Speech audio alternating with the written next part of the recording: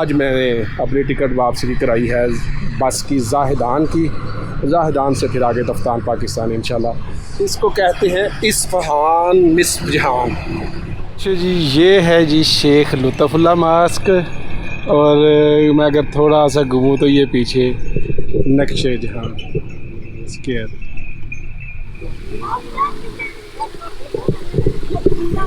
ये व्यू सबसे ज़्यादा है, दोनों तरफ से फुहारे और पीछे मीनार।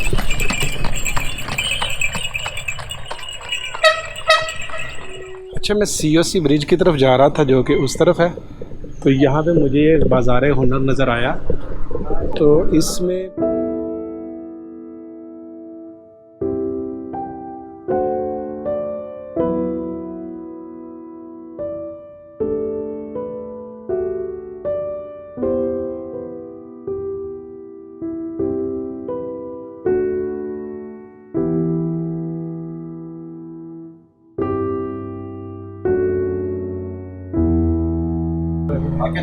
Pakistan going back. ये टिकट हो गई मेरी।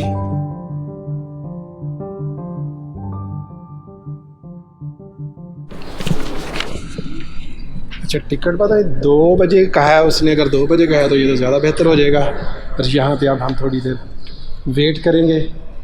और ये वेट बड़ा मज़े का होता है कि हम अपनी जगह पे पहुँच चुके हैं जहाँ पे जाना था।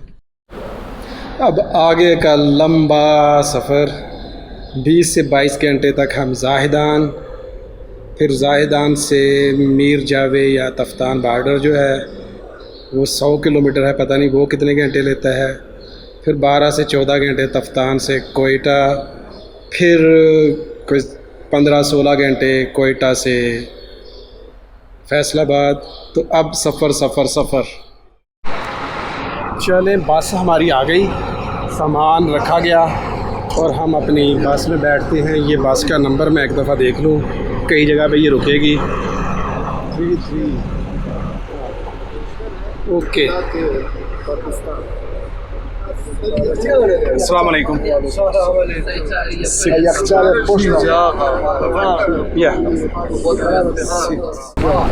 ये था, ये हो गया। चलो कोई नहीं।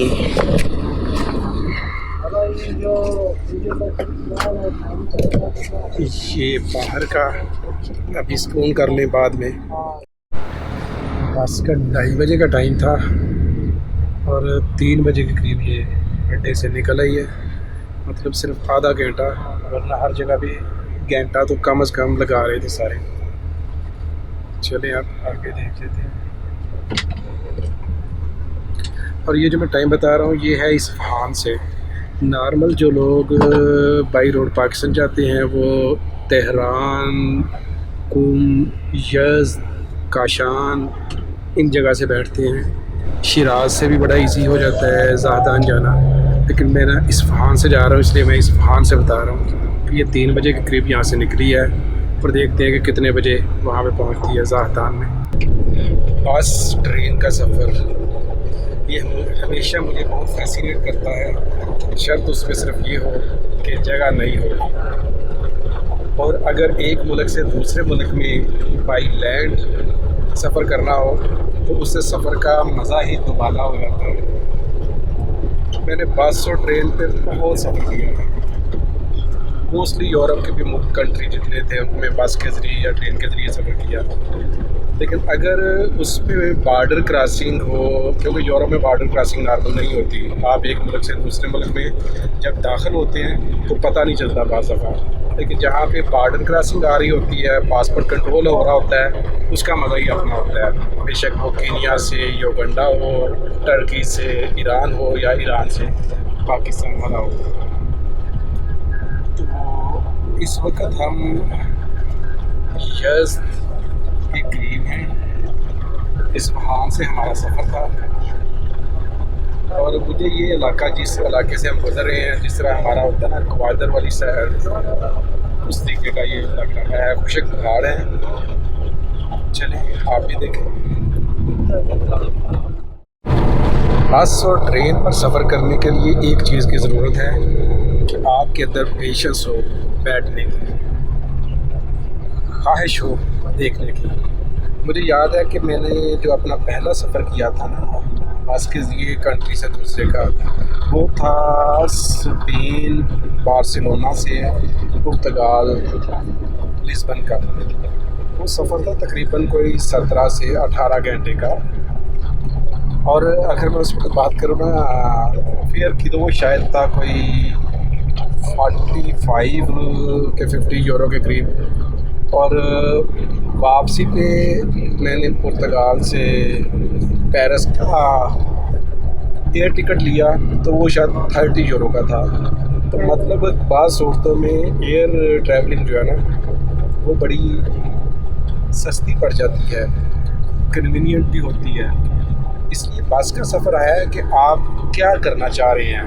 मैं बस का सफ़र अगर करना चाह रहा हूँ तो मैं ज़ाहिर है बस का सफ़र करूँगा, क्योंकि बाई एयर में मैं वो लैंडस्केप नहीं देख सकता जो मैं बाई बस या बाई ट्रेन देख सकता हूँ। This and Abul Fazl, yes, Abul Fazl and the avenue and the street in the little city. Little city. Yes. हमको 5-5.5 घंटे के बाद पहला स्टॉप आया है। अभी तो बस बिल्कुल ठीक चल रही थी, तो ये एक छोटा सा स्टॉप है अबुल फजल। यहाँ पे पेट्रोल के लिए रुकी है और शायद कोई 15-20 मिनट के लिए होगी। अगर इसी रफ्तार से चलती रही तो मेरा ख्याल है कि मैं टाइम पे पहुँच जाऊँगा। अब रुकी थी गाड़ी डिनर के लिए, तो यहाँ पे लिखा पर्शियन में सिर्फ लिखा हुआ था, कोई पिक्चर साथ नहीं थी। तो एक साहब खा रहे थे तो मैंने उनकी वो चावल और चिकन की पिक्चर ली इसके मुताबिक मैंने आर्डर दिया है। अभी 60,000 का है ये वाला और साथ इसके 2 है। अब वो पता नहीं कितनी देर में, आप अपना इंतज़ार कर रहे हैं। ये मेरा आ गया है, मिलता जुलता ही है उससे। दूध, आई सेड दूध।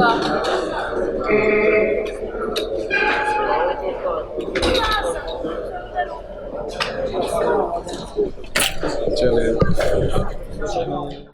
ये वाला है Pakistan. So only English or Urdu? You are from Iran? Iran, yeah.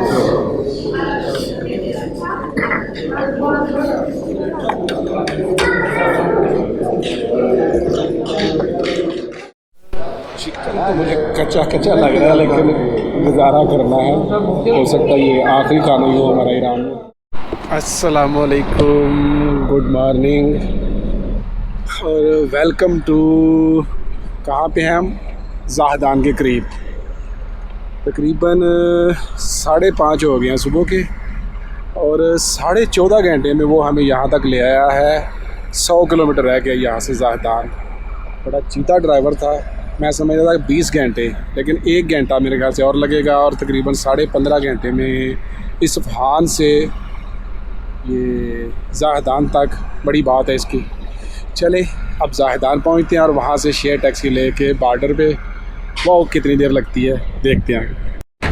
जी ज़ाहदान में पहुँच गया हूँ। हाँ, और यहाँ से ताफ्तान मीर जावे बॉर्डर पे जाने के लिए ये टैक्सी है। टैक्सी वाले कह रहे हैं 1 लाख तुमान। हाँ, मेरे ख्याल से 20,000 था। कहते बाकी आ गए हैं बंदा आ जाते हैं तो फिर हम बॉर्डर पे चले जाते। कितनी देर में पहुंच जाएंगे? बॉर्डर के 1 घंटे से ज़्यादा है। 1 घंटे से ज़्यादा लगेगा, क्योंकि 100 किलोमीटर के करीब है।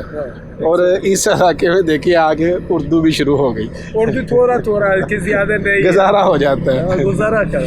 ये हमारी बस थी और ये हमारी टैक्सी है। और बाकी बंदे कब तक आ जाएंगे? बंदे के गाड़ी आएगा, पास करो इंशाल्लाह। अच्छा, चलो ठीक है, हम इंतज़ार करते हैं, बाकी बंदे आ जाते हैं तो फिर हम चलते हैं। उन्होंने ये भी कहा है या 1 लाख तुमान या 1,000 रुपया पाकिस्तानी रुपया भी चल जाता है।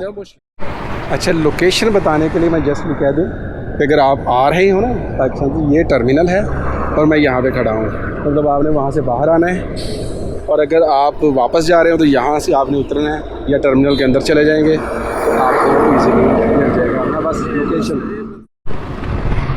आधा पौना घंटा वहाँ पे हमने इंतज़ार किया बस टर्मिनल पे, लेकिन आज कह रहे सवारी है ही कोई नहीं, कोई कोई ज़ायरीन आते हैं वो अपनी बस भी आगे चले जाते हैं। अभी भाई साहब ने कहा है, मैंने कहा जी आप 2 सवारियों का दें 2 लाख, तो मैं कोई एक सवारी यहाँ से पकड़ता हूँ तो मैं आपको ले जाता हूँ दरवाज़े की जगह कह रहे हैं। तो अब मैंने तो कहा भाई चलो इतनी देर तो हो गई थी, तो अब ये पता नहीं सवारी पकड़ने के लिए जा रहे हैं या मुझे, या हम बॉर्डर की तरफ अब जा रहे हैं, बॉर्डर की तरफ जा रहे हैं। अगर वो सवारी को पकड़ेंगे कोई तो ठीक है, वरना देखते हैं क्या होता है।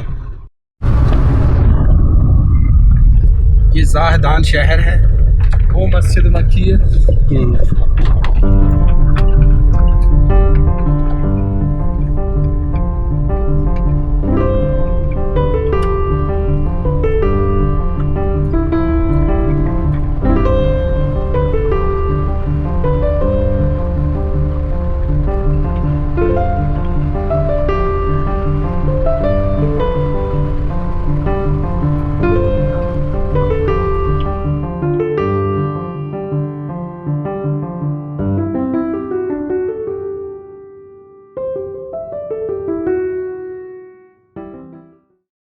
अब यहाँ पे आके मेरा ख्याल है ये वेट करेगा वो जहाँ पे ज़ाहदान लिखा हुआ है, और यहाँ पे भी टैक्सी काफ़ी खड़ी हैं।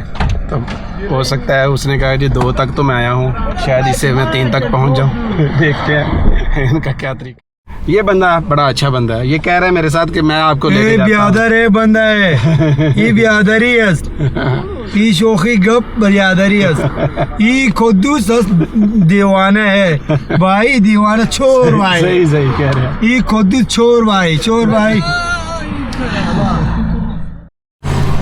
मैंने भी उसे दिखा दिया, मैंने कहा यार मेरे पास तो ये 1600-1700 हैं, बाकी उधर जाके 2000 से कर दूंगा, लेकिन शायद उसके जहन में आ गया होगा कि इसके पास पैसे नहीं है। तो बिल्कुल मोटरवे जैसी है गाड़ी।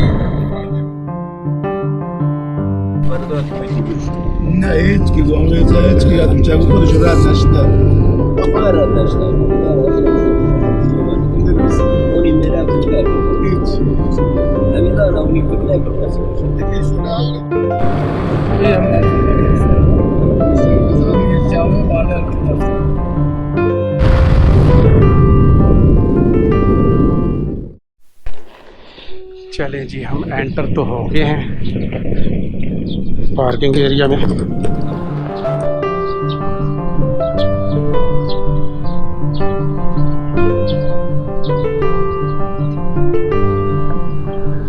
इस तरफ से जा,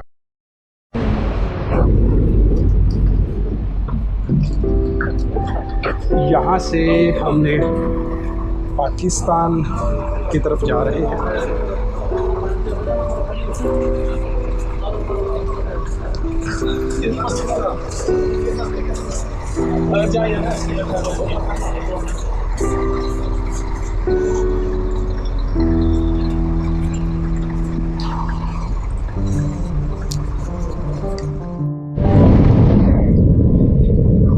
ये एंट्री थी शो मनी पाकिस्तान का, जिसका 7000 से ज़्यादा है वो शो कराए। और अब हम जा रहे हैं पाकिस्तान की।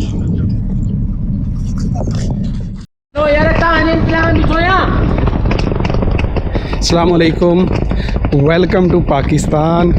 पहले ईरान की इमिग्रेशन हुई, वो 1-2 जगह पे, फिर पाकिस्तान की हुई, वो भी 2 जगह पे। एक जगह पे तो जस्ट फजूल था शो मनी के लिहाज से। तो अब हम पाकिस्तान में एंटर बल्कि होने लगे हैं, अभी नो मैंस लैंड में हैं, क्योंकि दोनों के ये जो लेस काउंटर्स थे वो नो मैन लैंड्स में हैं, और वो सामने पाकिस्तान वाला नज़र आ रहा है। बाकी बातें वहाँ जाके।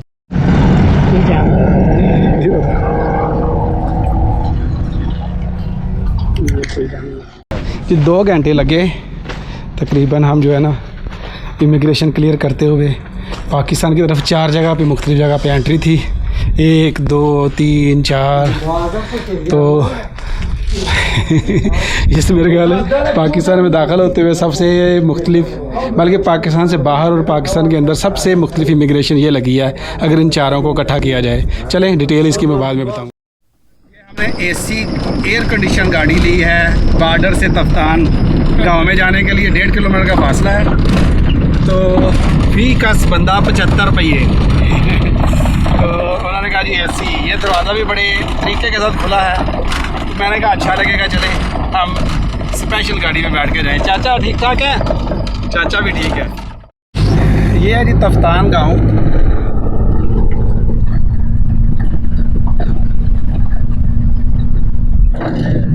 तफ्तान शहर है, उन्होंने कहा, मैं गांव कह रहा था। तफ्तान शहर और उस तरफ है मीर जावे, या मीर जावा भी बोलते हैं उसको, लिखने में जावे है। पानी पानी।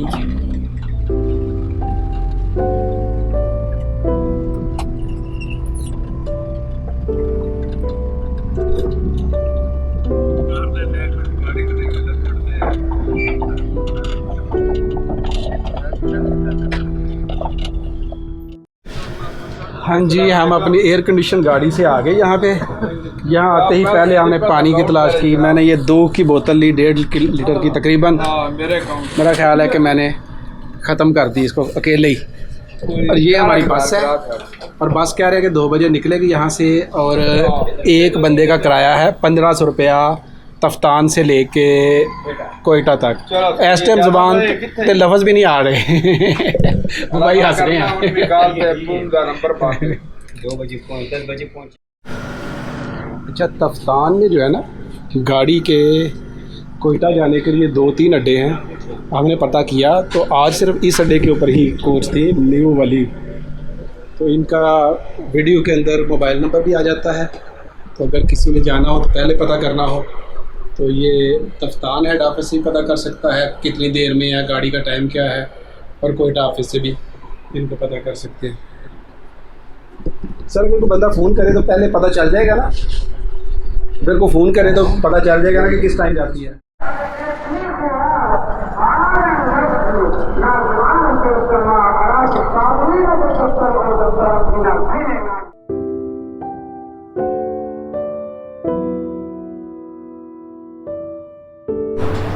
जी कोयटा हम पहुंच गए, और कोयटा पहुंचते पहुंचते हमारी ये टीम बन गई। हमने यहाँ आके डिसाइड किया कि एज ए टीम क्या खाना है, क्या अवेलेबल है, कितना मंगवाना है, क्या करना है। तो ये सारी चीज़ें इस वक्त हम रात के क्या बज गए हैं, 12 बज गए, और हम इस वक्त खाने का इंतज़ार कर रहे हैं। और टीम ने जो मेन्यू ऑर्डर किया, देखते हैं कि क्या निकलता है, और जो भी निकलेगा हम उसको खाएंगे।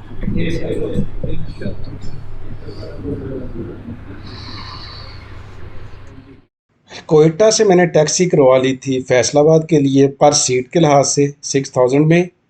तो ईद की वजह से मुख्तलिफ होटल तो हमें बंद ही मिले। तो ये फोर्ट मुनरो के करीब आके हमें एक होटल मिल गया जिससे हमें खाना खाने का मौका मिल गया। तो सर जो हमारा सफ़र 1 हफ़्ता पहले तुर्की इस्तांबुल से शुरू हुआ था उसको यहाँ पे एंड करते हैं और आपको बाय बाय करते हैं।